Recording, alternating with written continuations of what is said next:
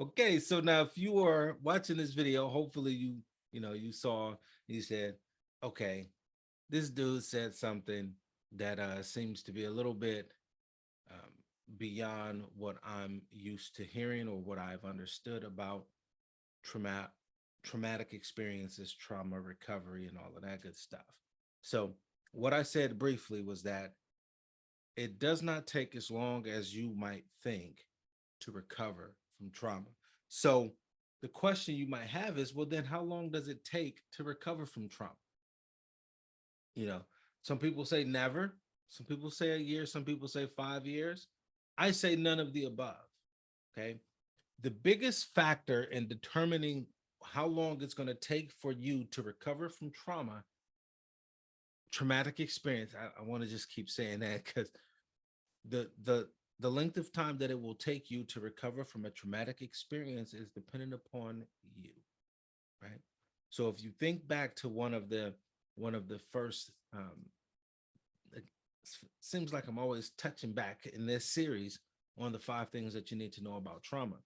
But trauma is what we think when we talk about trauma. Really what it is an emotional reaction to a distressing event.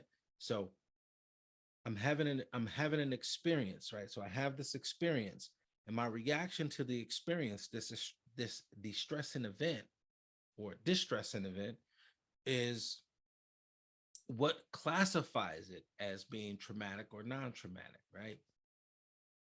So that being said, it's your response to the situation, the way you view it, the way you filter it, okay? How you engage with that, how you recover from it. What do you think about it? Do you suppress it? Do you try to avoid memories of it? Do you try to avoid situations that might cause you to think about what you were exposed to? Those situations, those things is what really makes trauma trauma. Okay. So if you know that I, my response to their experience determines how long it's going to take. Now, the other side of that is that the other side of the recovery trauma from traumatic experiences, and that is how much energy are you willing to put towards it? So it's not a magic pill. We I know we have the biological perspective, and we have antidepressants, we have anti-anxiety. I don't think we have anti-trauma, but see, depression and anxiety are really two sides of the same coin. So we do things specifically related to trying to tame the activity of the amygdala, or to increase the level of serotonin, or stave off the level of serotonin that's produced in the brain, right? So we look, so the biological piece looks at this from a chemical imbalance. I'm looking at this from a an imbalance in the way that you are approaching your situation. So you have the event, you experience the event. How long does it take you to address the event? What type of energy do you give to navigating the event?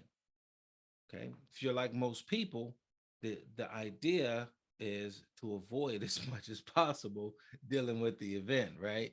So we don't do what we should be doing to really address it fully. And it is that thing that causes us to struggle for an extended period of time in our recovery from any type of traumatic event, distressing event, right? Remember, I'm talking about your response to the experience. Okay. So if you understand that it's your response to the experience that makes it traumatic or non-traumatic, what you start doing is, even these events that happen that are outside of the norm, that a normal person would not expect to have happened to them, you understand that it is your response to it. So it's something that I said in another video. You cannot control how life happens to you, meaning you can't control all of the external factors that happen and that go on in life, but you can control how you respond and how you happen to life. So the events that happen to you, you can control how you respond to them.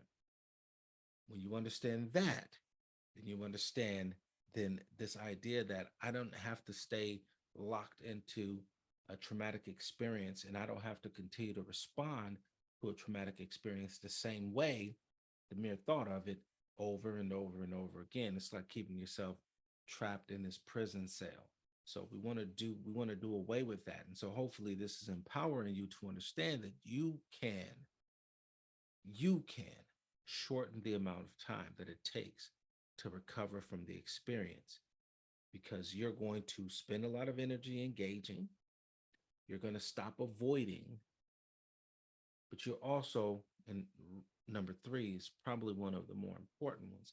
You're going to begin to take responsibility for how you respond and the level of impact that you allow a traumatic event to have on your life. Right. So, like, subscribe, understand that this is just me riffing. Right? I'm just going off on things. These are some personal philosophies of mine.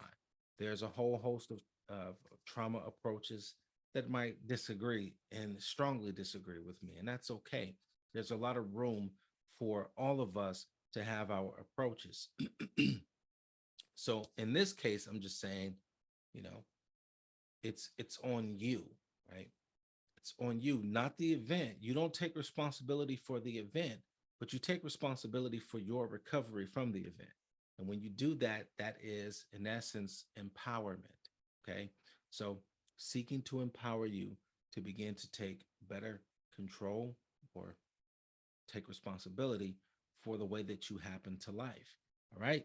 So I'll see you next time. And what we're gonna do is button this up on the last one, and we'll get into some other stuff. And so I'm looking forward to this. I'm having fun. I hope you're having fun. Please like, subscribe, share. Uh, Help me get the word out about EMHC, Empower Me Holistic Counseling. And I look forward to seeing you in the next video. Take care.